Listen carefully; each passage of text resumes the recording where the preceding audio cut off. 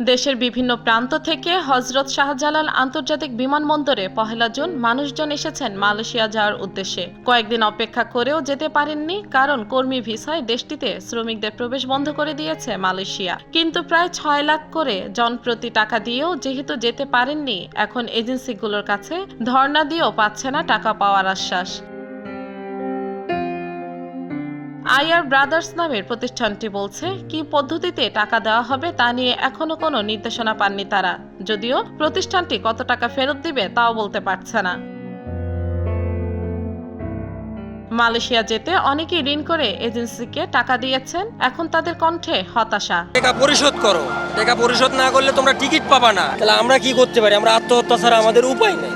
Phone ধরতেছে না ভাই, কি করবো, মাথা ঠিক নেই ভাই। এখন আমরা এই ৫,৬০,০০০ টাকা দিয়েছি, মালয়েশিয়ার ভিতরে না ঢুকতে পারে, তাহলে আমাদের জীবনযাপন খুব কঠিন হয়ে যাবে। এজেন্সিগুলো বলছে, মালয়েশিয়া সরকারকে ৫,০০০ রিঙ্গিত বা প্রায় ১,২০,০০০ টাকা ভিসা বাবদ দিতে হয়। বাকি টাকা দেওয়া গেলেও ৫,০০০ রিঙ্গিত ফেরানোর কঠিন বলে মনে করছেন তারা। ৫ লাখ ৫.৫ লাখ টাকার উপরে দিছি ভাই, প্রায় ৬ লাখ টাকা দিছি ভাই।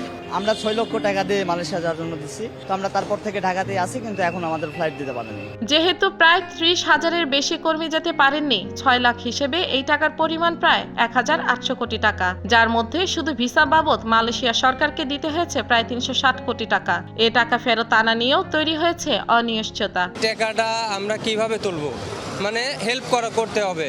এদিকে সরকারের পক্ষ থেকে ৩ মাস সময় বাড়ানোর জন্য মালয়েশিয়া সরকারকে অনুরোধ জানিয়ে চিঠি দেওয়া হলেও এখনো কুয়ালালামপুরের সাড়া মেলেনি। যদিও সকালে প্রবাসী কল্যাণ প্রতিমন্ত্রী বলেছেন, সময় বাড়াতে চেষ্টা চালিয়ে যাচ্ছে মন্ত্রণালয়।